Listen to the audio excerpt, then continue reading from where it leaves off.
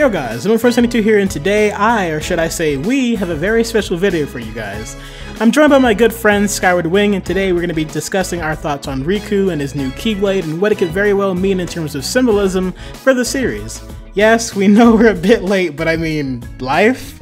What else can I say? We both had a lot to say about this topic and agreed on a lot of key points, so we decided to bring this to you.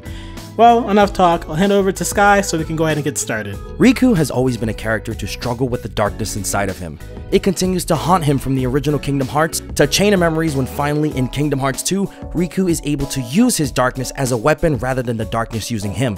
His original weapon, the Soul Eater, changes into the Keyblade Way to the Dawn, adding more light-based elements such as an angel wing at the top and the white handguard on the bottom.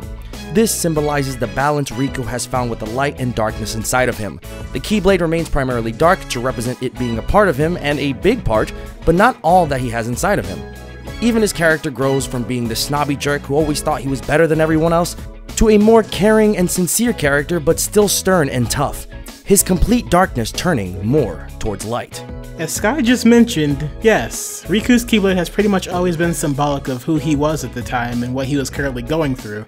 Kingdom Hearts 1 and part of Chain of Memories painted Riku as an adolescent who struggled with the darkness, really being afraid of it more than anything, and because of that I assume that's why the blade Soul Eater looks the way it does.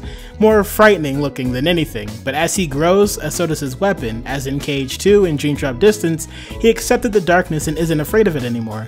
Some examples off the top of my head I could give you would be Terra, Aqua, and Ventus's Keyblades and how they all basically changed into a more evolved form of their beginning Keyblades and all around the same time as well. Well, with the exception of Ventus's, where it looks like a whole new Keyblade altogether, though I think Ventus is a special case where how everyone else's Keyblades changed with them, and Ven's, well, looking at the teeth of the Keyblade and how symbolic it is, pretty much foreshadowing Ven's broken heart and how he ended up, I think it was more of a premonition of things to come rather than a change in his character. This new Keyblade that we have seen from Kingdom Hearts 3 promotional material may actually be Riku's equivalent to Sora's Kingdom Key. If you look at Sora's Kingdom Key, it doesn't really pull from the personality traits of Sora. It is just a general, large, old-timey key. The Keyblade remains neutral to its wielder, but his Keyblade doesn't represent him as a character. Unlike the Way to the Dawn Keyblade, where the Keyblade design matches the personality and growth of its wielder, the Kingdom Key is a much more neutral weapon. If you look at the design of Riku's new weapon, it doesn't really say much about its wielder.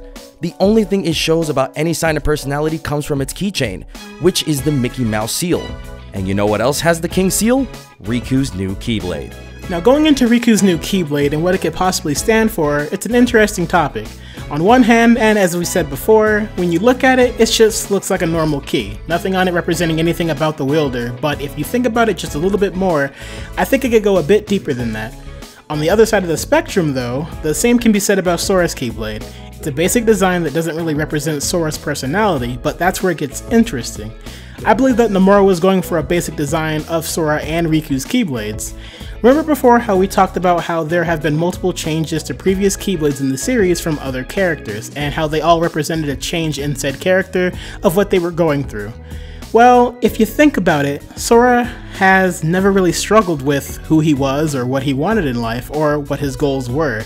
He knows what he has to do and goes out to accomplish it, never wavering and has a very steadfast heart. Now if we look at Riku, his new Keyblade is now like Sora's in the sense that it's basic in looks, and that's because Riku isn't wavering like he was throughout most of the series. Having gone through everything he has and now being a Keyblade master, Riku is now sure of what he has to do and what his goals are, and most importantly of himself. Which, if what we said earlier is correct, ties in with what and why his Keyblade looks the way it does. Riku isn't that little kid afraid of the darkness anymore. He's a man on a mission with his friends, and never again will he have doubts on himself anymore. If you look closely at Sora's Keyblade, it is very much like an old-timey key. You can look up images of keys from the old 1800s, they represent the types of general keys from that era. Keys that would lock doors, closets, journals, and much more. The new Keyblade design seems to be a much more modern take of the idea of being a general key. Most modern keys look like this, hence why the jokes come from where Riku's Keyblade looks like a car key, which it does, but the Keyblade remains neutral to its wielder, no sign or light or darkness coming from its design, but rather a new beginning for Riku. What Sora's Keyblade is to the olden days, Riku's new Keyblade is to the modern age. Many fans of the Kingdom Hearts series have started creating names for Riku's new Keyblade since an official name has yet to be officially announced. One of these names that have floated around the interwebs would be called the Kingdom Key T, the T standing for Twilight. We do know the Keyblade in the Realm of Darkness has been titled the Kingdom Key D, so most likely the Kingdom Key Sora owns would be unofficially titled the Kingdom Key L to represent light. Twilight is the polar opposite of dawn, but both being the point of not being extreme light or darkness, but rather in between, just like Riku. For the naming sake of the Keyblade, going with the Kingdom Key T is still good at representing Riku's Kingdom Key, since he is the in-between of light and darkness. It is also a pretty good opportunity to have this be the time to showcase the Third Realm's Keyblade, since we have always had talk of the Third Realm, that being the realm between, or Twilight Realm if you will, yet was never shown the Keyblade from said realm.